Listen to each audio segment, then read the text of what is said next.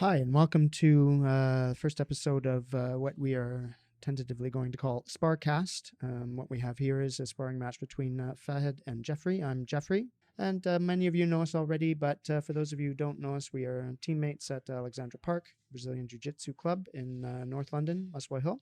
We are narrating our sparring session today, the two of us, and I hope you enjoy it. So here I'm holding Fahed's hands, not allow him to easily move past. We will very soon be moving into a reverse de la Riva position. And if we stop here, you'll notice that my middle leg here is going in for a butterfly hook. Part of the reason why we're doing this is to perhaps shed a bit of light on the reason why we do the things we do, and almost like a kind of a strategy discussion. And you can almost think of this in a sense of visualizing strategy pathways, like a flow chart. So now I'm in de la Riva guard. I've pummeled my leg inside. What are my thoughts here? What am I aiming to do? And one of the things I'm aiming to do for sure is to elevate my opponent, come underneath, and seek to come to a saddle or saddle position, inside sankaku position. We'll press play again. So I'm looking to pass here. I'm trying to sort of get that inside elbow control position, but just managed to spin underneath me and sweep me there. Yeah. I think I mentioned this in a previous video. I'm always seeking to come up on top. I much prefer to work from top, passing the guard, than I do from the bottom. Not that I dislike guard, but I think as I get older, I'd rather be on top trying to pressure and pass the guard. Like to do a bit of leg weaving here to try and pass the guard.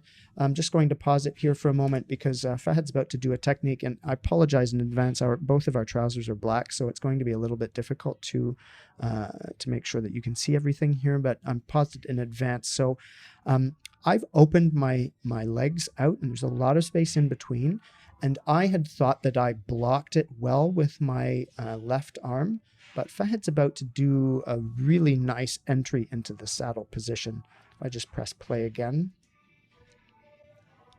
And Fahed's about to step his right leg in front. So I've just paused that again. Yeah, so I sort of picked this off of kind of like Gary Tonnen's instructor, Tom DeBlas. So he talked a lot about kind of like coming up, coming back down, and then coming up, coming back down again, and then taking that outside step. And then kind of like pinching your knees together as they kind of come up to block you stepping up. So then I'm from here. I'm just going to sit down and try and enter into the saddle. Hopefully, once we land, you'll see the position a little bit, the final position a little bit better. So we've landed here, and you can see now that Fahed's right leg is positioned over my leg. For those of you who are familiar with the saddle position, this should make sense. And his other leg has come underneath, and it's a really good position for him. He's got a hold of my hips with his right hand, and his legs are intertwining my left leg. Hopefully you can see the cursor. This area in here. Okay. It's an excellent position, and I needed to act immediately to ensure that I didn't get any further entangled here. Yeah, so my goal here is to reach for his, because we're playing by IBJJF rules, my goal here was to reach for his far leg and try and get control over that. But Jeff did a good job of hiding it away from me, if I remember correctly. I don't have a very extensive defense for the saddle. I really have two defenses, and my first defense is the one I do here, and it's I use my right arm to grip under his leg that's going in between my legs. So I'm grabbing the sole of his foot. This only works if I catch it early. If he has already triangled his legs, it's very unlikely I'll be able to be successful in this defense. But in this instance, I was successful. I was able to grab his right leg in time to stop the triangle, the sankaku. So as you can see here, I've pulled it out and I've pummeled my other leg in. You can see I'm reaching for that other foot. and I've decided to abandon the position because it just quite wasn't there, and Jeff was able to reverse me with a sweep. Yeah, and now we're back to standing passing. I am, as you can see, grabbing the end of Fahed's toes. I've talked about this in another video that I've done. I really much prefer this as a control as opposed to grabbing the ankle. I find it's harder to break for the person on the bottom. Yep. And as Fahed turned away, that sort of Marcelo Garcia posting, turning away defense, was able to get a little bit of a body lock control and move to technical mount position. My real preference for, especially in no-gi, is to move to S-mount. As you can see here, this is what I'm doing, is S-mount right away. Don't like to be in standard mount. I find it to be not a great attacking position in no-gi. So I'm switching S-mount from side to side. But Fahed's very good at keeping his elbows in, and so he was able to escape. Yes, at the moment I'm kind of rolling with a bit of a groin injury, so I'm favouring moving to one side. The other, and did just manage to kind of get into this armbar position there. So one interesting thing that I've been doing a lot recently with my armbar defense is grabbing hold of the attacking person's hands, and kind of when they move to kind of break the grip, that kind of right there, yep. As they try and sort of straighten the arm out, that kind of breaks the grip and gives me time and space to move my elbow on the inside. If we play on, I can't remember if this defense was successful or not, if he managed to finish it. Yeah, he managed to. Yeah, so I'm trying to bridge out and kind of, he managed to tap me there. Yeah. And here we are back again. Fahed and I have a quite similar game in many ways, and one of the things that we are both keen on doing is turtling. As you can see now, I've turtled in order to avoid a pass. It's really, it is defensive, but it's something that we both do. And there's a guy named Priit Mihkelson, who Priit, and I believe his surname is Mihkelson. And he has a very long seminar on YouTube that you can look up on the turtle, and it really changed the game my turtle game. As you can see here, if I stop this for a moment, you can see that in turtle, my main priority is not actually protecting my neck. My hands are nowhere near my neck, and even when Fahed passes his hands near my neck, I will not move my hands up. What I really want to prevent here is access to my hips for his hooks, and maybe even more importantly is an underarm wrist control on the far arm. I think Fahed is very good at digging that far arm in and getting wrist control, and if that happens, I'm not only in danger of getting my back taken, but also arm bars and all kinds of things. Yeah, I mean, if you look at kind of especially the MMA meta, a lot of it is about that far. The guys from the ATT team, they use that far side wrist control a lot to control people. I'm sort of trying to attack this sort of like Priit Mihkelson style tilt position is really, especially if you're not allowed to. I'm not allowed at the moment to punch Jeff in the side of the head. It's really difficult to open it up in MMA. So I'm trying to use sort of like gnarly things like using my knees and my elbows to get a bit of pain compliance, but Jeff's eating that at the moment. Yeah. And we're going to talk a little bit about sort of flow charts here. So here I am in turtle. I can't see what my opponent is doing, but I can feel him. My flow chart is, if he's punches his arms a bit too deep, I could go for some sort of a kimura control on his arm. But really, fundamentally, because this is a defensive move, I am thinking as soon as I feel safe that I'm going to do a front roll out and regard. And right now I don't feel comfortable doing that because Fahed's very mobile, and he could very easily just go to a knee on belly position if I were to roll out. So I'm going to really wait until I have a good moment to do that. I felt like that was that moment. Yeah, so I'm going for a knee slice pass here. I'm trying to keep my elbow on the inside. Yeah, once more, this is a position I end up a lot in, this reverse de la Riva. I'm in reverse de la Riva, so this is, the position where instead of wrapping that leg with my outside leg, I'm wrapping it with the inside. And the real drawback of this position is that it leaves the outside leg, so in this case it's my left leg, very vulnerable to attack. There are a lot of very nasty footlocks, a steamer lock being one of them, but also you can do toe holds and things on that trailing leg, the outside leg. And so I'm very keen to hide it. And right now what I'm trying to do, but Fahed's not letting me do, is to pummel my left toes. So this bit, oh, son of a gun. So these toes right here, I'm trying to pummel them underneath his foot. But he's keeping his leg really close, and he's not letting me do that. Eventually, I will seek to get a hold of that arm, do a reverse armbar style on it. Fahed's very good at hitchhiker defense. Comes out. Yeah, it catches me in the triangle here, and I was trying a different triangle defense. I wasn't able. I moved to the wrong direction essentially here, and he manages to catches me with I think he finished me off with one armbar on this one. Yeah, it's something that I do a lot. It's not really an armbar. It's sort of a kimura position. Yeah. The attack here is on the shoulder. You'll notice that Fahed's left arm here is bent. And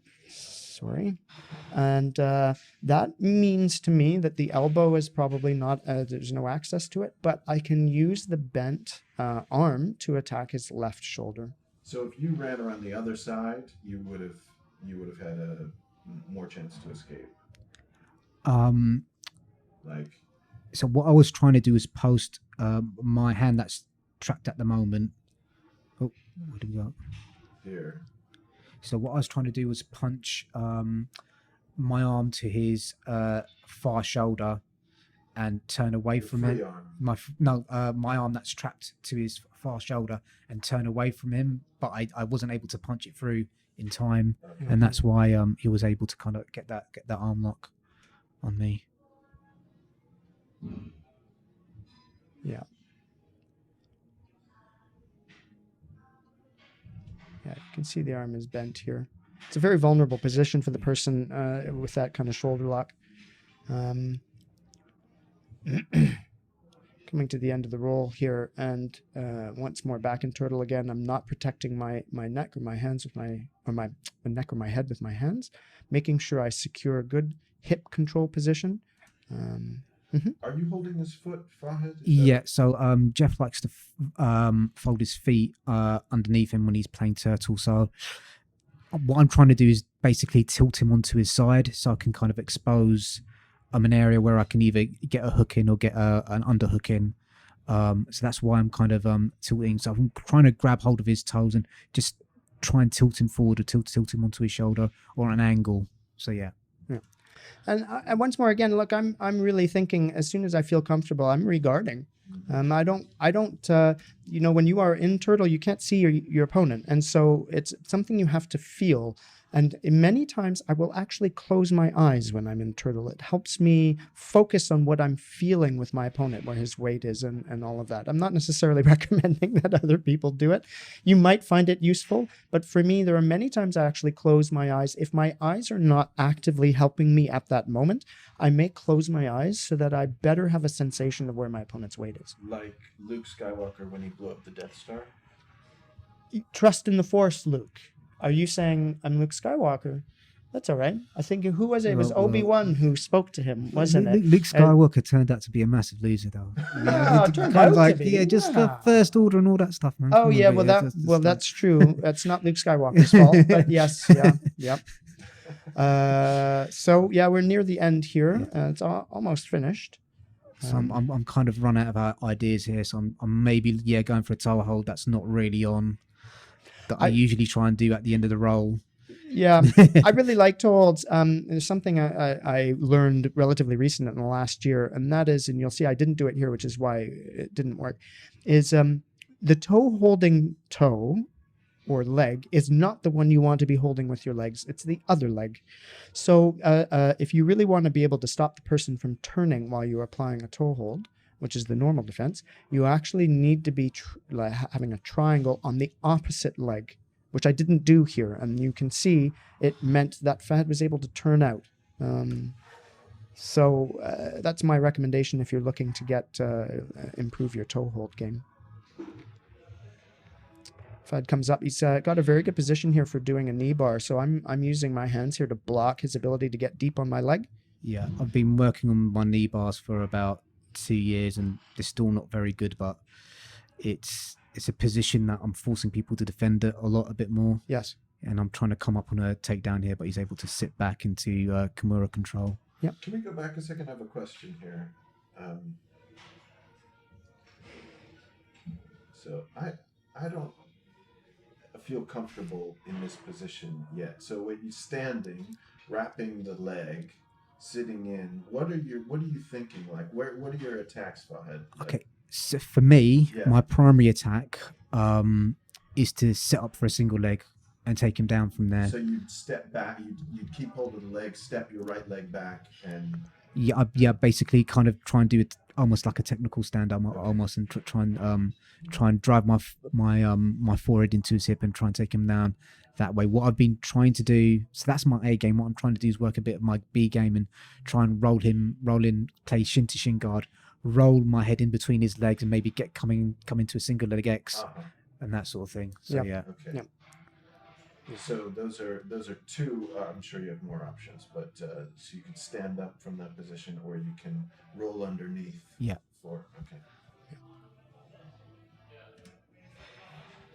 See, I've tried to come in, but I let my arm too far away from my body. I was able to get that far side Kimura grip. And we just kind of scrambled out. So this is another cheeky thing I like to do, is go for a toe hold from there. But and it can be very effective, you know, Yeah. especially if you're not expecting it. That little kind of cheeky toe hold can see work. that again? I've never seen that before. Yeah. So I'm going to pass his head, like his leg, over the top of the back of my neck. I'm going to grab at the end of his toes, and then what I'm trying to do is lean back and kind of like push his toes towards my chin. And it's a counter to the And it arm. works. It can, yes. Yeah. I think you know what, the reason why it can work is that I really can't roll out of that position. I'm locked into the omoplata, and so I have nowhere to go with my hips. So unless I'm willing to eat the pain, which I was not there, it can, you know, you're going to tap. It can be very effective. Yeah. So, you know, once again, I think feedback is important here, but our purpose here is to try and bring a bit of light to our strategies, to our kind of workflow, as it were, what we are looking for, the strategies we employ, why we employ them, when we employ them. So I hope that was helpful. Yeah. Thank you very much. Thank you, guys.